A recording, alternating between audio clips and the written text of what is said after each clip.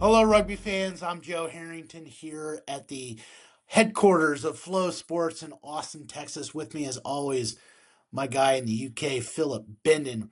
Philip, you're a happy guy right now, I bet. Oh yeah, over the moon, Joe, as you can well imagine. And as you said, you picked Ireland last week. I picked Ireland more on sort of passion than anything else, but I'm sure we'll dive into it. There was one person on this call who didn't pick Ireland, interestingly, but That's right. Yeah. yeah, not to put anyone on blast, but yes, over the moon, Joe. That's that's called veteran podcasting because that's a segue. Our resident guest host here, Ryan Ellis. You're here. He's somewhere in Texas. Ryan,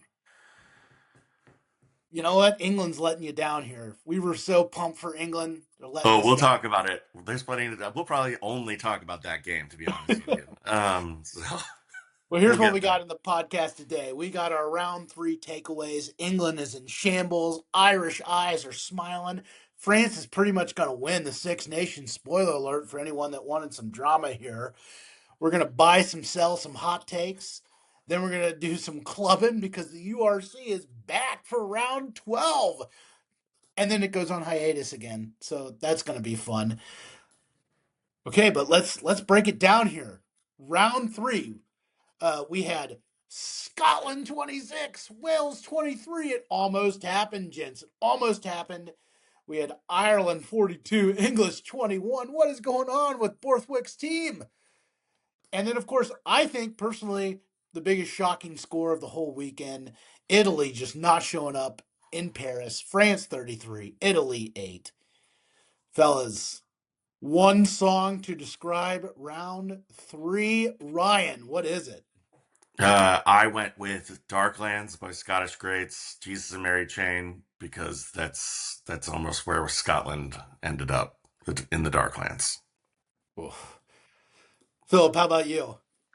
Yes, Joe, this week I have gone for Eye of the Tiger. I have never seen Andy Farrell more fired up pre-match, during the match, or post-match.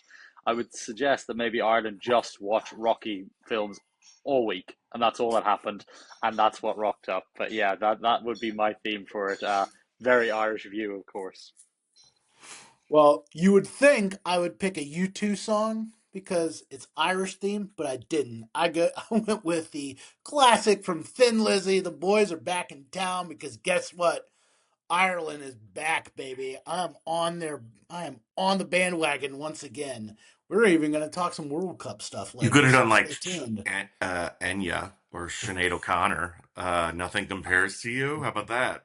Oh, there we go. I love Technically a it. Prince. Technically Prince wrote that, but that's all right. Okay. Well, you know what? I'm not including a prince in Ireland. All right. I don't think they have princes in Ireland. There you go. That was a good one. All right. Well, let's get to it. So, wait a second. Ireland beat England. Yeah, sure Here's did. to here's to everyone.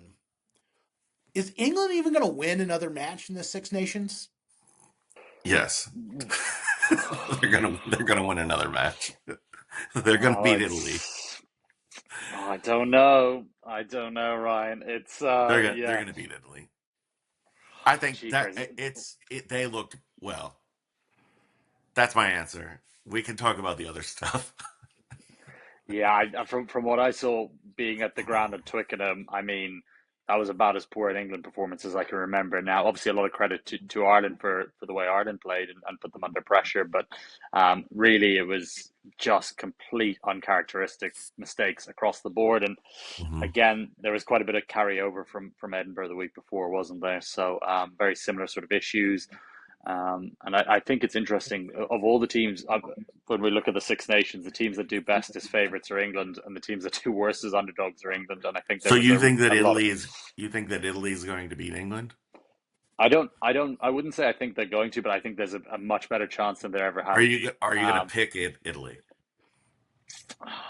Yeah. Yes, See, yeah, that's what I'm talking about. We can talk about their complete uh, demolition yeah. via Ireland, but I don't think that you can underestimate. You can't once you underestimate England, that's when they're going to win, right? Like, It's it's just hard. It's so far out, right? 2 weeks out from it. This at this It, stage, for me, it comes down to selection really with England because if they absolutely. roll out the same thing they did in Ireland Oh my against God. Ireland, And we Well, can go through the lineup. We yeah, can go through the how lineup. about how about this? Like Italy's going to have the best player in that match, yeah, yeah, in my yeah, opinion. I mean, Or a couple of them, maybe. yeah. yeah, yeah. So They might have the two best players, Andy Yeah, Capuazzo and Tommaso Menoncello. Yeah. yeah. so we joked about this, Philip, at the start of the Six Nations, and we finally reached the point. I told you what the over under of for weeks when we were going to have this conversation start, but now we have to have the conversation. I got to ask you: do we have to fire Steve Borthwick today? um, I think I think if they do what we're saying and they might lose the next two, then I think he's in serious trouble. I even coming out with, Borthwick himself said England fans should book their Eurostar to Paris for the final weekend for the Grand Slam decider. It's the dumbest thing a coach has ever said at a Six Nations launch. And if they come out with two wins, is that good enough to keep his job? I don't think it should be, but I think it might be.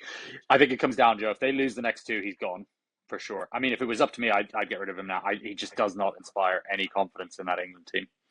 Well, if he loses the next two and they don't fire him, we're talking about a pretty big tournament that starts in July, Yes. Mm. where he can't lose a Oh yeah, match in No, and it July. starts, doesn't it start in the Southern Hemisphere? It yeah, does. Yeah. yeah. So you're South away. Africa's. You Yeah. don't want to go to South Africa under pressure, do You don't want to go to any of those you? countries. No, I mean, yeah, no, it's hard. I don't foresee the RFU getting rid of him before the World Cup. It's just not really what they do. It's Mm. quite rare. The whole Eddie Jones thing was quite rare in terms of the RFU. It's hard. I mean, it's England are so predictable, right? And I know I got a bit of stick from both of you saying that I might just be a hater, but the reality of it is, I just felt they were quite limited for the players they have, Mm. and it's very strange. I mean, you saw Ireland and Scotland completely diffuse the kicking game, attack them in the wide channels, and just completely punish them. And it was so predictable. It was copy and paste from Scotland to Ireland.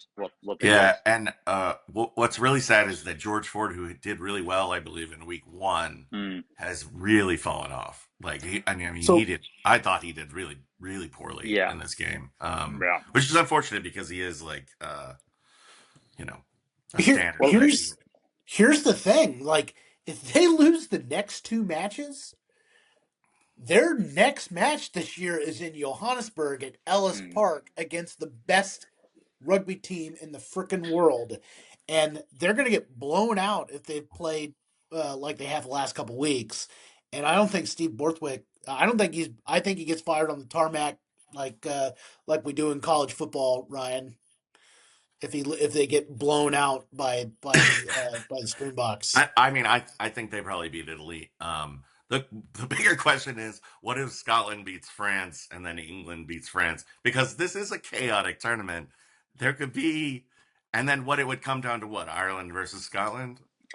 yeah. Uh, Well, I mean, do you? I still, yeah. I mean, Scotland for me, of all the in terms of we talked about it last week in terms of styles making fights, Scotland are probably the one team that I think might trouble France just in the way they play. They're both quite similar in that sort of respect, and Scotland are flying at the moment. But then again, I still I'm, think Ireland have Scotland's number. let Like you me Let's said, it comes let's down to final weekend. But let me just tell you Let me just tell you how excited I am that for the only chance for Ireland to win the Six Nations, Philip has to cheer for Scotland and England to win. I'd rather just second place, to be honest, Right. gents. Yeah, yeah. it's But let's put a bow on England because there was like there were line breaks that looked like they weren't trying to tackle the Irish players. There was like complete the ruck speed from Jameson Gibson Park was incredible. He like dictated anytime they were restarting a phase. He was, and like, to me, the best player of the match. Robert Balogun was of course incredible again. We'll talk about Jack Well, Crowley, I guess. England well, were here, extreme. England were also extremely undisciplined. And as you know, Joe, as someone who has read a lot of sports books, what does discipline directly come from? It comes from the coach. So that is it is a direct line to the coach. The best example, like if we're just going to put this in an NFL concept as we try to uh, teach people about rugby, like in the NFL, like a really good sign that a coach is working really hard, even if they're losing, is when the team doesn't do a lot of penalties, right? Because that's the coach. Right. And so, yeah, when a team is really undisciplined, I think that's reflected in the coaching staff. That's why a few weeks ago, when I asked you about the Irish penalties, there, I was wondering, is that just how Ireland plays, or is it the refs? So that's what I was talking about there. Mm. What I want to ask Philip and Ryan here is like, let's explain this to the people. What did Ireland do against England that they did not do against France or against Italy when they almost lost at home? Like, what did they do this week that was different from the previous 2 weeks? There's a couple of things, and we go on that penalty point. It's really interesting because I agree with you, but actually, of the 9 games so far, 5 of the winning results for the team that conceded more penalties, but it's where you concede them, right? Because you concede a penalty down, on in the opposition sort of 10-meter line, it's not quite as relevant as conceding one in your 22 and things like that. So I think Ireland shored that up, and it's interesting because, and I think Jacques Nienaber is a world class coach, and I think what he does would work really well if you commit to it. But I did feel like the bulk of the team were kind of caught between the Nienaber system and the Andy Farrell system defensively, which means obviously it leads to a bit of confusion on, when to hit out of the line, how to defend, when to target breakdowns. And actually, Ryan hit the nail on the head there. It was the Irish ruck speed was unplayable for England. They couldn't stop it. The gold standard is you want to keep it under 3 seconds. The bulk of those Irish breakdowns when they were in the scoring were way under 3 seconds. And that comes down to your front row hitting the breakdown really hard. You have the likes of Tyg Byrne getting through loads of work, James Ryan getting through tons of work. So for me, I think that's where things were a lot better. And as much as Ryan might disagree with it, having a defensive 10 who can, stop big ball carriers is crucial. Absolutely crucial, because you think of that in Paris, how much extra pressure there is on Stuart McCluskey at 12 to cover Prendergast on his inside, for the back row to cover Prendergast. It's huge. Whereas they know with Crowley on a one-on-one, he's not going to lose it. And even if he does get run over like he did a couple of times on Ollie Lawrence, he's going to slow them down enough to just completely stunt the attack. Would you rather have Sam Crowley at number 10 or Jack Crowley at number 10 or Sam Costello? I would, quite frankly, a Sam Crowley would be great between Prendergast and Crowley. If we could get Sam both their Crowley strengths on there, we'd be flying. It would be. Oh yeah, Jack Crowley. It's not even close. I mean, Crowley. Sam Costello Crowley did quite well, but it was yeah, a I test. know, It was but a test. they're not even in the same. Maybe you get your reds hemisphere. confused, your Munster red and your Yeah. Welsh red. Yeah. Oh, there's no comparison, and it's been interesting reading the media over this side of things, because in South Africa, New Zealand, England, I would say the general consensus is everyone can see the upside of Prendergast, but the downside is so high defensively and consistently wise. At the moment, he's still a young man; he's going to get a lot better. But Crowley is the 10 now through to the World Cup. I don't see how you change that. I think you so. can see what the Irish so. the Irish multi-phase attack is so much better with him in it too. Yeah. I think this match really reflects just how quickly things move in all of sports, especially in rugby, is because Ireland looked like just so disappointing in that match against France, and then they did not play very well against Italy, almost lost in Dublin.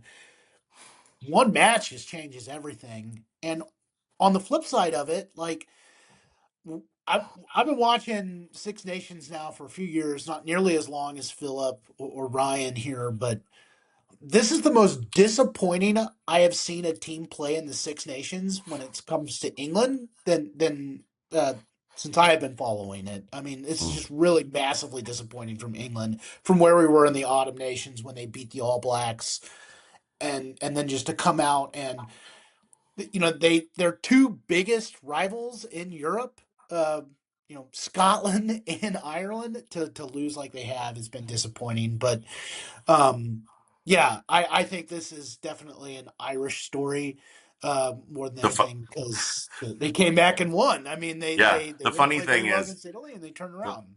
The funny thing is, I think everyone views England as a rival. So, France, Wales, really.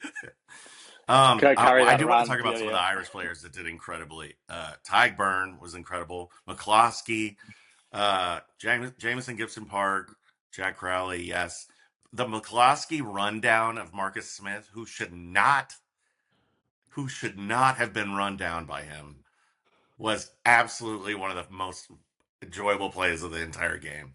Marcus Smith had a freeway of space, and he should have had a try, and he gets pushed out of ground or out of bounds by a much bigger man who found the angle and ran him down.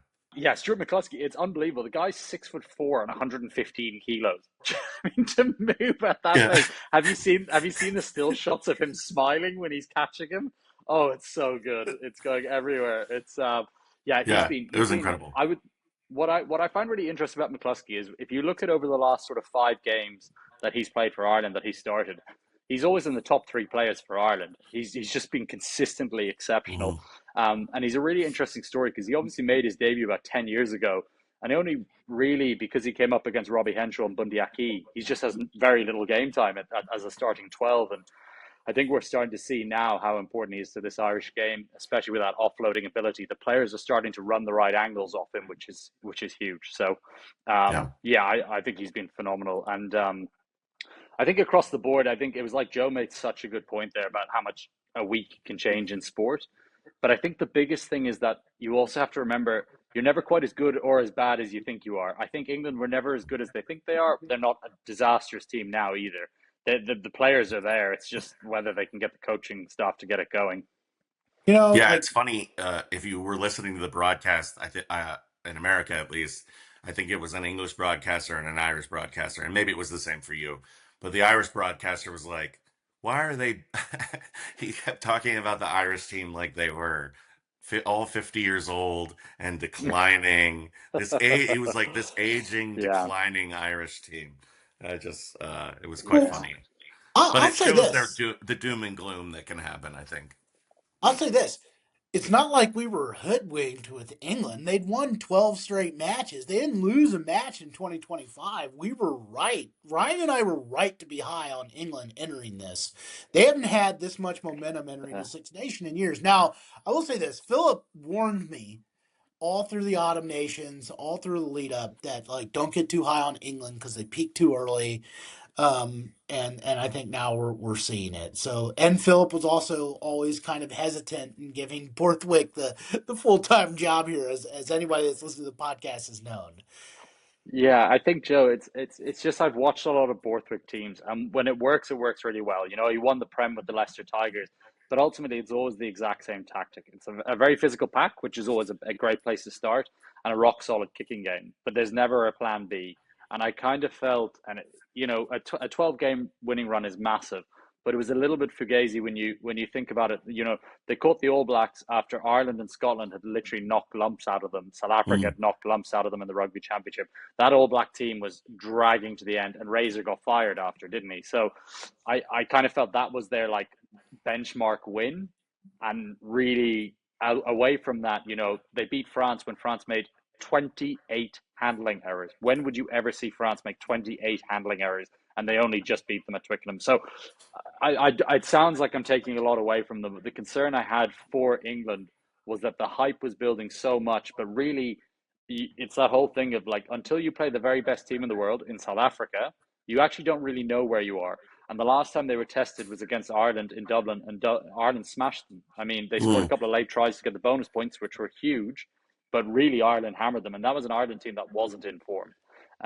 So yeah, I don't think these two losses make England a bad team by any stretch of the imagination. But really, I think what we've seen through this Six Nations is France, South Africa. So South Africa, let's see where they are again when they play each other. But right now, for me, it's South Africa, very definite one, France, definite two, and then there's about 4 or 5 teams very similar. Like I don't think Ireland are suddenly way ahead of England, New Zealand, and everybody else. You know, it's just the way it worked out. All right. We're going to take a little bit of a break, and then we're going to come back, and we're going to talk about a team that we've not talked a lot about in the last couple weeks, and another team that we've talked tons about in the last couple weeks. We might have to fire another coach, maybe. I don't know. Okay, here we go. We'll be right back.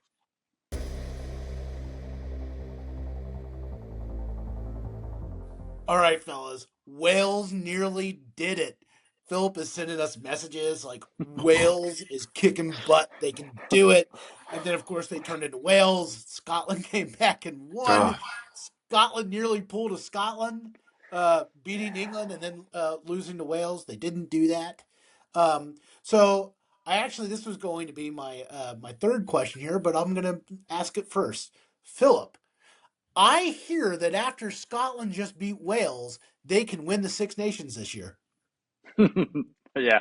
All right, France and Ireland to come. Let's maybe see where we are. And yeah, I don't see it happening, but yeah, they can. Why not? Why not? I just What if think I what if I told you that they're sitting here with 11 points and are second Yeah, on the table but with two games to go? 11 point differential. Yeah, Yes. yeah, but also, yeah, exactly. A loss to Italy in round one, and we've all seen how good Italy have been. That England game was massive, but again, not really unexpected, just given what they've done to England in recent years. The challenge for them is going to be France and Ireland because those are the big teams that they really very rarely beat. I think if they come away with one win out of those two, it's been a very good Six Nations, and really well recovered after that Italy loss. Of course they can win it. Of course they can win it. And as I said a little bit earlier, if there's one team of the last two between England and Scotland who can knock France off their perch, I kind of think it is Scotland because they just play quite a similar brand and they're not going to be overawed by that side of things. And you think of their key players: Finn Russell played for Racing for a long time. Blair Kinghorn plays at Toulouse. Ben White plays at Toulon. So they're very familiar with these French players. And I want to keep talking them up, gents. Let's make them the best team Yeah, in the world so that when we meet them at the Yeah. World Cup, we can right. just, yeah, Yeah, knock them off their We're perch. gonna have another floating Gregor Townsend head going across and because if he beats France, they might give him a lifetime contract. the thing is, they have it in hand too, right? They have to play France, so like, go prove it. Go prove it in Edinburgh.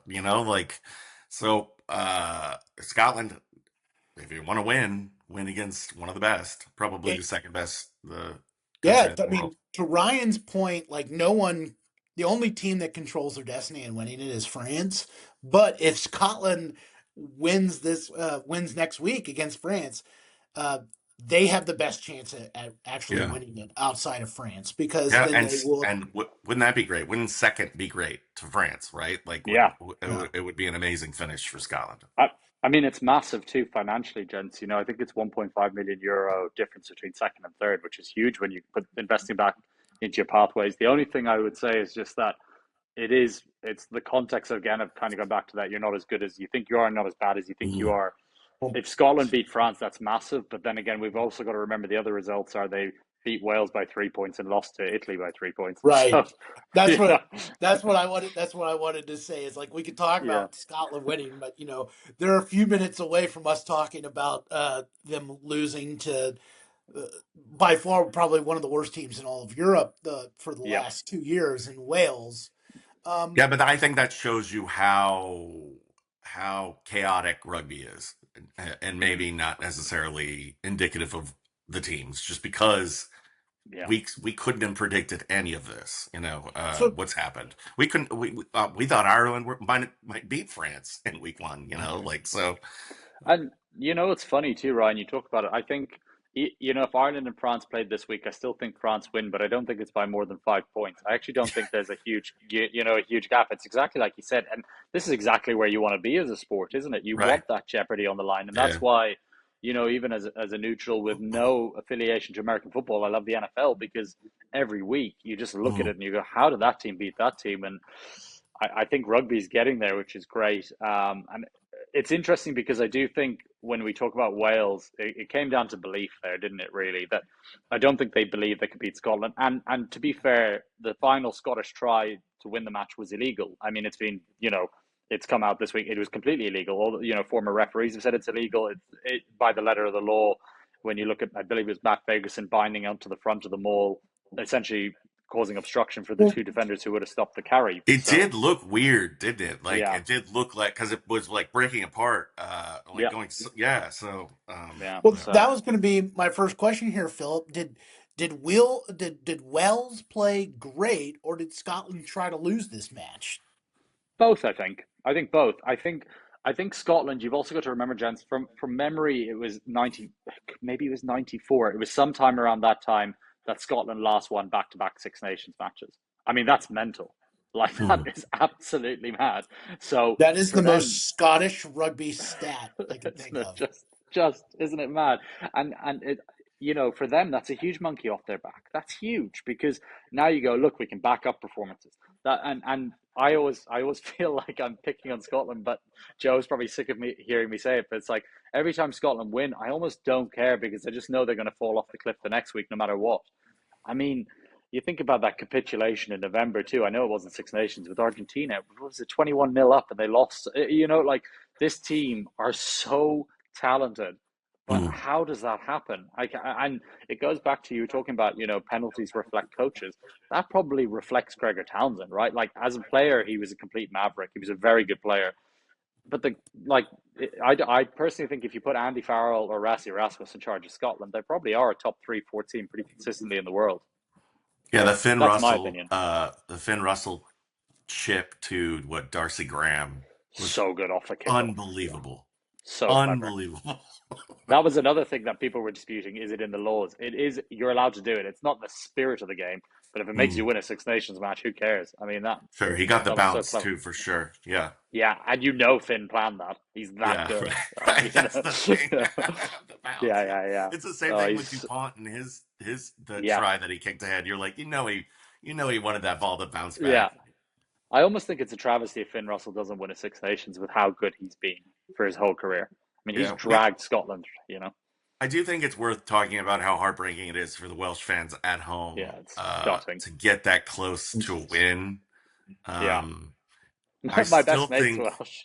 He I hasn't still responded to my think that text. they can beat Italy. I do. I think that they can beat Yeah, yeah. Italy. If they, That was going to be my next question to Ryan. Here is like, what's your excitement level now for just Italy, Wales, and Cardiff? Like, because I would say we weren't really excited after the first couple rounds about it. it's It looked it's like it was going it, to be another blowout, but now it looks like that could be a game.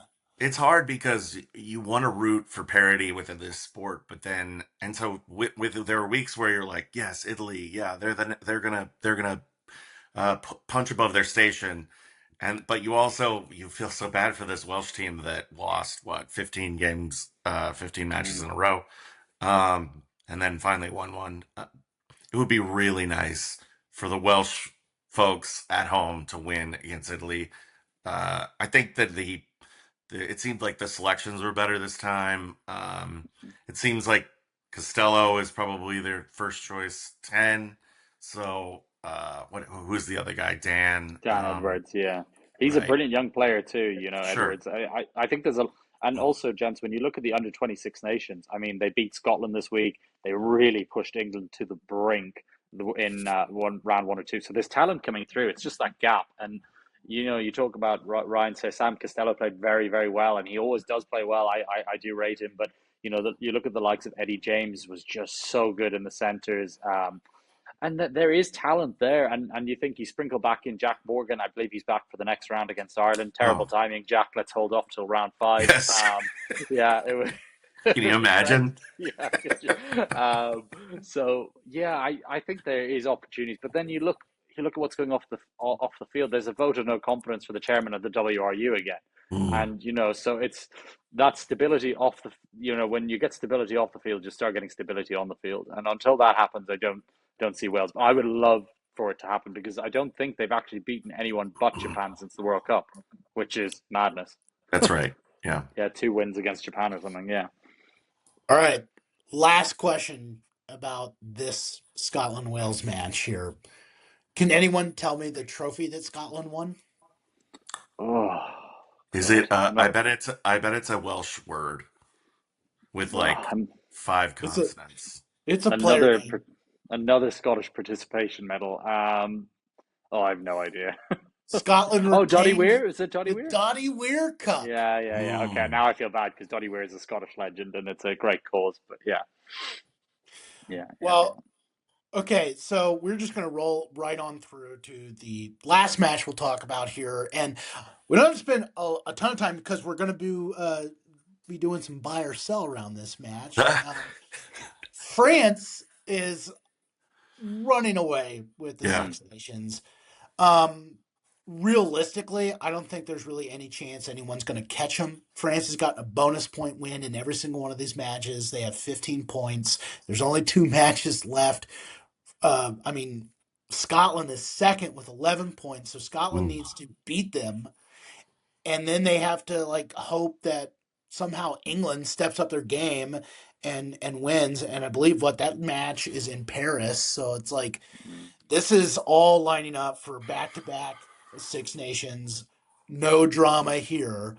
Um, what I will say is,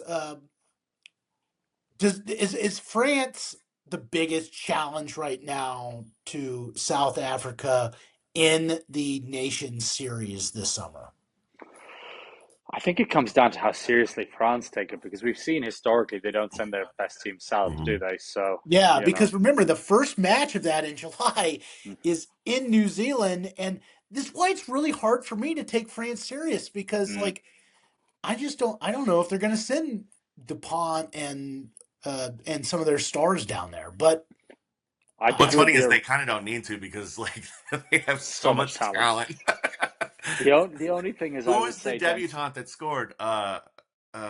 The speedy debutante. They have another speedy. oh, they've just Gael Drayon from Toulon. Yeah. Yeah, he's in there, but Damien Penaud's not in the squad because of him. So you think about the squad. The only thing I would say, gents, is that the biggest challenge for France will be you kind of have to take it seriously the year out from a World Cup because when you look at the teams that have won World Cups before, they've pretty much beaten everybody on the road at some Mm. stage or another. And France, it's all well and good being phenomenal at home and in the Six Nations. But if you can't win down in the Southern Hemisphere, it's very hard to get over that hurdle of a World Cup, in my opinion. The England team that won it in '03 beat the All Blacks in New Zealand, beat the Springboks in South Africa, beat the Wallabies in Australia when they were all firing. I mean, you look at the Springboks can win in any country. I hey think that is important. Philip, I got a question. Is the 2027 World Cup that is in the Southern Hemisphere, right? Certainly is, Joe. All right, well there Certainly we is. go. See, Mark Well, that. got to Yeah. get used to it.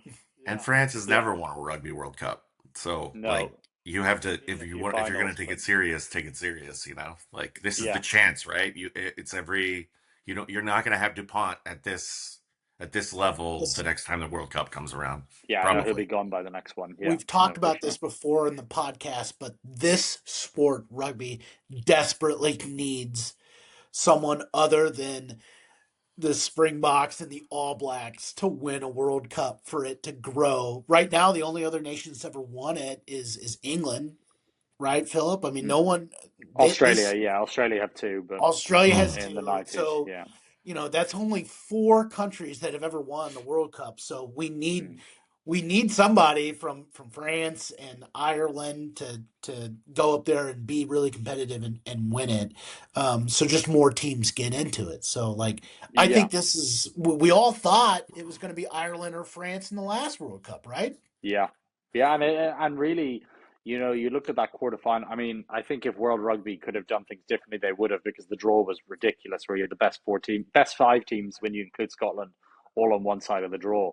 So inevitably, you had two quarterfinals that were essentially semi-finals, and they were the best game. But were the two best Rugby World Cup matches in history, probably the All Blacks, Ireland, and Springbok France. And France lost by 1 point, Ireland lost by six, I think it was. So they were very tight, and really that's probably the closest since 2003 that Northern Hemisphere come to winning the World Cup because you go back 4 years previously. Yes, England were in a final, but I think there was a really good point that England probably played their final in the semi-final by knocking out the All Blacks, and then the Springboks trounced them. So yeah, I'm hoping it does change because it is important for the sport long term that you do get more variety. But gosh, those Springboks look good at the moment. I do want to give Toma Ramos his flowers for Phenomenal, playing the 10 ridiculous. with no advance notice. Yeah, He was the best. He was the best fly half of the week, I think. He's yeah, and he's kind of infuriating too because if you watch, he turns his back from the kick as he knows as it leaves his foot. He's like, oh, I got it. Yep, I got it. yeah, I got it. yeah. He reminds me of the kid who brings like a football to school, and then when it's not going his way, he just takes it home. Doesn't let anyone else play. So But touch on Italy a little bit. I thought that this is your classic. Man, we just let it all hang out against Ireland, and we came up short, and it was just deflating loss. And then you just go and Mm. you just. I guess you could call it laying an egg, but when you're playing, in my opinion, the second best team in the world, 33-8 is going to happen. But I really felt that loss to Ireland probably impacted their performance. Yeah, I think it was hard for them to emotionally get up, Joe. I think you hit the nail on the head. I think it was interesting. For me, they played really well for 60 minutes, but the problem was they really struggled to break France down. And actually, ironically, when you look back on it, I know they played really well in Dublin, but they still only scored one try, mm, and when you think about Crowley missing touch at the end, they could have conceded four and it being a bonus point. And I know it's ifs and buts, but I mean, Prendergast misses two conversions from in front of the post. So they were very close in Dublin, but still that attacking game isn't quite at the level to really challenge the big teams. And you think about what they did to Scotland in round one, they scored two tries inside the opening 15 minutes and they never scored again.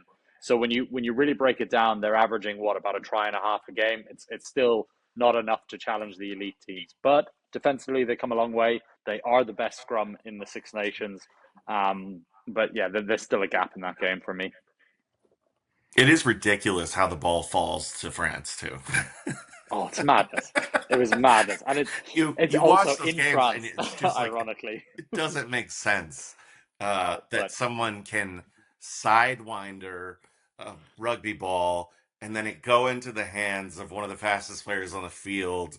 It's just like what was it? BLB array like kicked it, and it really was kind of a bad play. It wasn't smart, but somehow it went sideways. And then you have Dupont like deflecting tackles, like because his low center of gravity is so ridiculous, and controlling the scrum, and yeah, he Isn't it mad though, Ryan? You talk about BLBRA there. He started 5 or 6 meters behind Ange Capowazzo, who's one of the fastest wingers in the world, and still beat him to the line by about 5 meters. It is insane. he's And unbelievable. yeah, he's unbelievable. It was cool to see France play a game in Lille again. Leave Paris for a little bit of a change, but Mm. gosh, I know it sounds mad, and every country does it, but nobody does as much as France. I mean, not showing the right television match angles where there's like knock-ons and things like that. You could see it happening in real time. It's just madness. So, yeah, and you need every help you can when you're playing against France. You don't need the television match officials not getting the Yeah, right angles either from the TV director. Yeah. All right, that's our breakdown of round three. We're going to take a little bit of a break, and then we're going to come back and we're going to go to the rugby stock market again, and we're going to be doing some buying and selling of takes.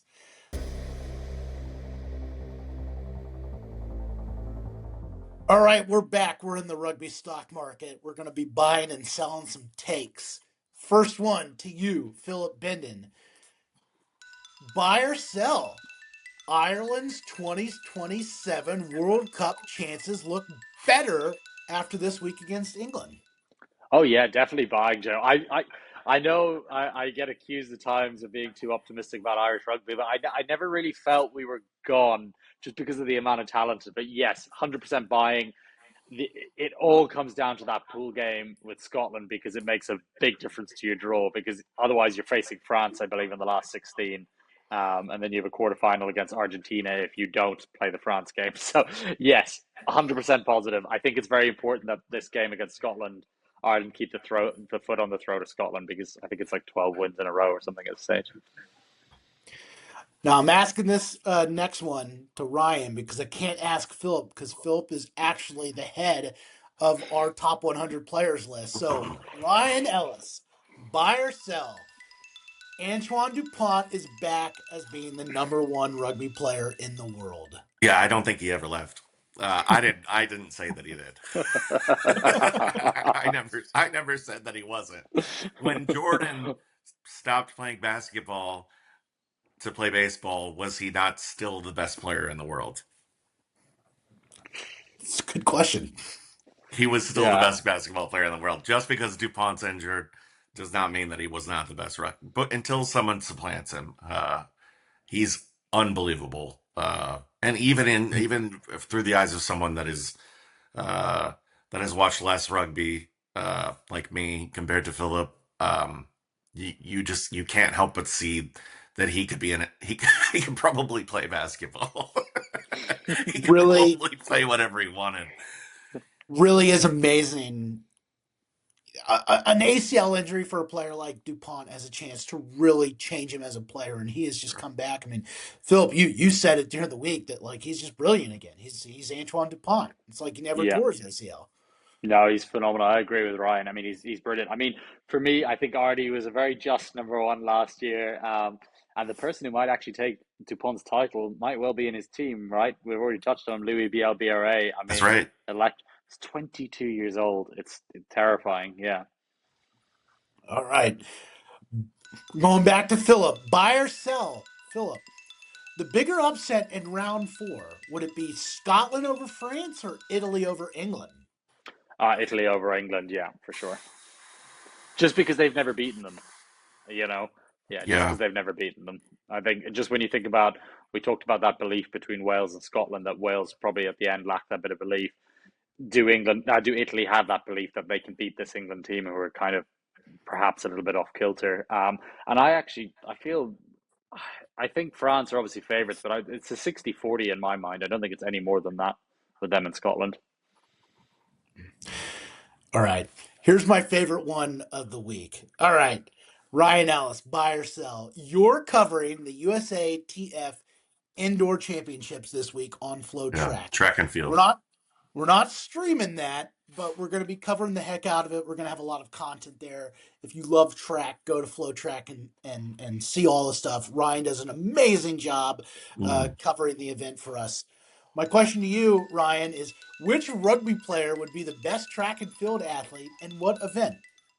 All right, I've got a couple here. And the first one's injured, but Andrew Porter for shot put. Am I right? All right. Yeah, yeah, Okay. Yeah. nailed it. That's a good one. I like that immediately. Yeah, so good. BLBRA or Balakoon for 100 meters. I think that's obviously BLBRA quite fast. And let's do a fun one. James Ryan for pole vault. Ooh. What, just because he dives headfirst into rocks all the time? I think he might break in half.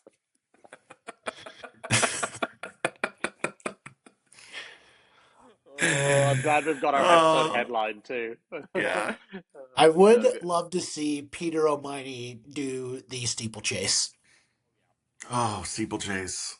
Is that? I think it's Irish. Irish, isn't it from Ireland? Steeplechase. Ironically, how bad we are at the Olympics. It's funny that there's a few Irish players knocking up on the track and field here. So, once again, a lot of track coverage over the next couple weeks because we got USA TF indoors, that's United States Track and Field Championships. We got NCAA indoors, and we've got World Mm. Championships. So check out Flow Track; they got a lot of coverage there. Ryan's also going to be working some wrestling stuff over the Oh next yeah. couple of weeks. So keep an eye on that. Like we say, Ryan is a man of many things. Lots of similar faces in wrestling and rugby. Similar faces and Oh ears. yeah, Yeah. nose. Yeah, Yeah. noses. We're gonna wait to make our picks for round four next week because obviously they're out, which that means the URC is back. Now, Ryan, if you want to come clubbing with us and make some picks for Come round on, 12 Ryan. URC, you're welcome to stay. Stay in here. I Otherwise, you can go start kicking butt on track content. Yes, that's what I'm gonna do. Thank you. All right, thanks, Ryan. Enjoy your We'll Cheers, be clubbing. Ryan. back. We'll be back with our picks for URC round 12.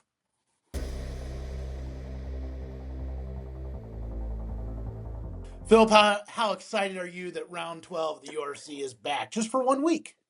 Joe, you know me. The URC is like a nice cozy blanket to come back to. I am buzzing. Can't wait to see how it plays out and see where teams pick up, especially without the frontline international stars. In a way, it always makes it more interesting for me. I was a bit gutted when the URC stopped running at the same time as the Six Nations because I just loved seeing who the next sort of wave of talent was behind each team. So yeah, can't wait to see it this week. There's a lot of matches here that would just look way more intriguing if we knew the internationals were going to be there. Um, we're going to make picks on these matches here, and Philip's going to tell you a little bit about the matchups because we won't have normal lineups. And the match that, if we're in a vacuum and everyone had their best players, would be one of the best in the season is Cardiff, who's had an amazing season in the URC, is hosting Leinster, who had been playing so well coming off the Champions Cup. They play on Friday on FloRugby. Philip, Cardiff versus Leinster, that would have been a really great matchup if we've had all our great players. It's still going to be a really good matchup, though. Yeah, it's going to be a cracker, Joe. I think it's going to be really, really tight at the Arms Park. Again, it's hard to know because I assume Leinster will still be able to play sort of Erke Sneem and Enrico Iwani. So you've got those guys there. Rabah Slimani was in the French camp, so he won't be available, I don't think. But yeah, it's going to be interesting. It's a hard one for me. I think I'll back Leinster just because Cardiff are obviously missing some key players with the Six Nations, and I know the Leinster squad is a bit deeper, but I think it's going to be really tight because Cardiff are not easy beats, especially not at home. Yeah, I'm taking Leinster. I don't think this is going to be like the South Africa trip for Leinster earlier in the Mm, season where they got shut out and just absolutely demolished. I think that Cardiff probably just has too many players in the Welsh camp for them to win this. mhm. All right, now we're going to go up to another team that's missing a lot of their really good players, but actually two teams. But the last time Edinburgh played in Wales, it was not good. Mm. It was right before the Champions Cup, but Edinburgh is hosting the Scarlets. Spoiler alert, I'm taking Edinburgh because this is in Scotland. Yeah, I think it's an interesting one, isn't it, Joe? In terms of who's going to be playing for both, because for me, on the face of it, Edinburgh are missing probably better players when you think about that. They're missing Duan Van Amerwe and Darcy Graham in particular, and I don't know whether the likes of Liam McConnell and that are available. I'm going to go Scarlets in this one as an upset. It's going to be my upset for the week. All right. The FloRugby game of the week. Philip, you're going to be writing a little bit about this game. Yep. Here we go.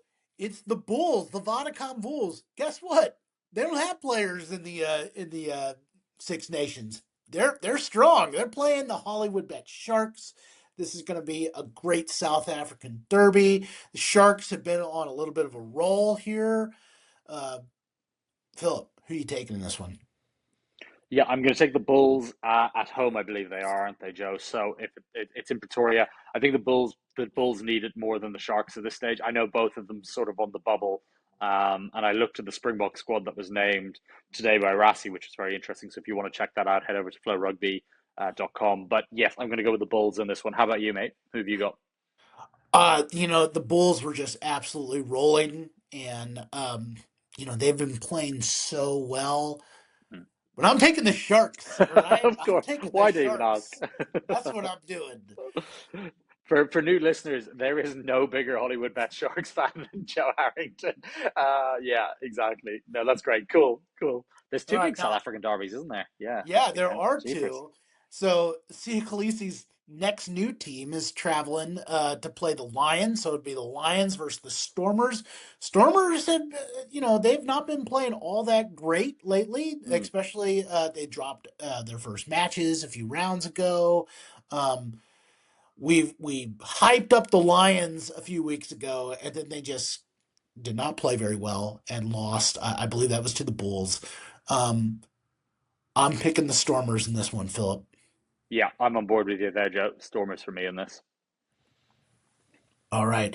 Then we're moving on later in the afternoon. Connacht versus the Glasgow Warriors. This is in Ireland. This is a matchup that is really sneakily going to mess up the standings because obviously the Warriors Yeah. are up there. But guess what? Connacht, I think they've got Bundy on that team. I Mm. think he's going to be playing in that match because he's not with Yeah. Ireland. I'm picking Connacht to win this.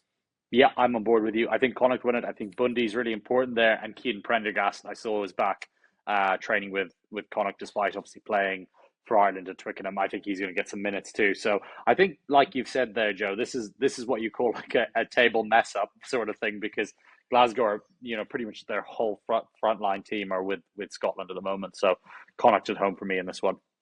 Yeah. Your boys, Munster, they're playing Zebre Parma. Now, here's the thing: like Munster does not have Mm. a ton of nationals there, but they've got all their really important players with Ireland. But I don't think that they're not as hurt with their lineup as Leinster is. I think Munster wins this one. They're not losing to Zebra Parma at home. Yeah, no, I think Munster will win it, but I think it's going to be tight. I did see that a few of the Irish boys are back. Michael Milne's back at Edwin Adogbo, who made his debut for Ireland a couple of weeks ago against That is a Italy, big which is boy. back.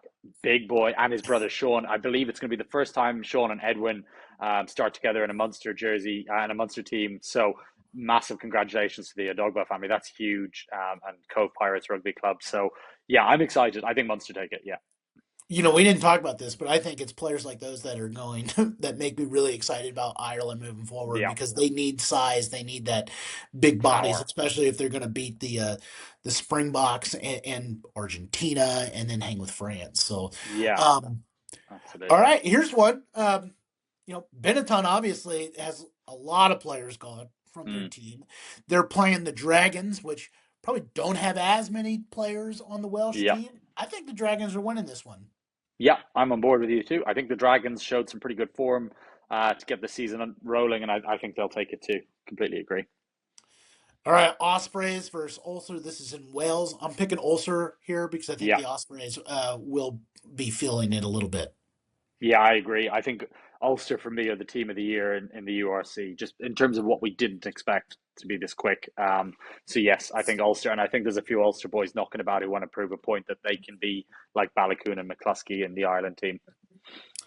These URC matches are going to be streaming in the United States and our territories right here on Flow Rugby. It'll be a really fun week. Keep an eye on those. Super Rugby rolls on. They're streaming with our friends at Rugby Pass. Philip, uh, let us know because you're watching these. We're all sleeping during some of these games. Uh, Another fun Super Rugby season off to the start. They are entering our rankings this week. Philip, what can you tell us about Super Rugby this past week? Yes, Joe. Well, I mean, the biggest shock is really that we're looking at the Crusaders, currently sitting with 0 wins to start the season. I think the Brumbies for me and the Waratahs amazing, both playing the best rugby at the moment. The Chiefs are at the top of the New Zealand side of things, but for me, the three teams really are the Brumbies, Waratahs, and Hurricanes are the most impressive teams I've watched so far. I think it's interesting because could the Crusaders' run to the title last year be an anomaly when we think about what we saw the year before? I know, it's not the Crusaders of old, and really they got absolutely thumped last week. So yeah, it's been great. I really do recommend anyone who, even if you want to catch up sort of in the morning before you're watching URC on Flow Rugby or watching the Six Nations, I'd check out those Super Rugby matches or the highlights. It's just such entertaining rugby. How many matches did the Crusaders have to lose for them to give Razor a call? I think about four more. I did see Razor was announced as the Barbarians coach for later this year, which is quite cool. Oh, good for And him. as we talked about, yeah, exactly. As we talked about behind the scenes, I believe was sort of in the running for Harlequins. Now that Warren Gatland's turned down, so I think we'll see Razor back sooner rather than later. All right, there we have another great podcast. Next week, we're going to be previewing round 4, which will be fun because there obviously are no Six Nation matches this week. Take a look at Flow Rugby. We've got our club rankings. Super Rugby teams are going to be in there this week. Uh, guess what's coming in March, Philip? Oh, Joe, it's Oh, non-stop coming in March. I know what's coming in March. Are I we know it's coming previewing it? in March. Are we Guess what sneaking it we're out? gonna guess what we're gonna be doing, uh, fam. We are releasing our top 50 prospects in the world next month. Stay tuned to Flow Rugby. That first time we've ever done it. First time to our knowledge it's ever been done. We have some really great young players, the future of rugby on that list. So stay tuned to that. We're going to have more information on that list. We'll talk about it a little bit next week. We're going to start rolling out our list in March as we count down to the number one prospect in the world. I'm not spoiling it, Philip. You're going to have to No. read to get those. Uh, our match of the week, Bulls Sharks. Do not miss that one. Philip, people need to watch rugby on Flow Rugby this weekend because the Oh, URC's yes, back. they do. Yes, they do, Joe. Absolutely. I'm certainly going to be watching it. All right. Stay tuned to Instagram, Facebook, and YouTube at FloRugby for more Six Nations content, URC content, top 14, and even some Super Rugby content. Prem comes back in about a month, so stay tuned for that, English rugby fans. Outside that, Philip, watch rugby. Thanks, Joe. Have a good one.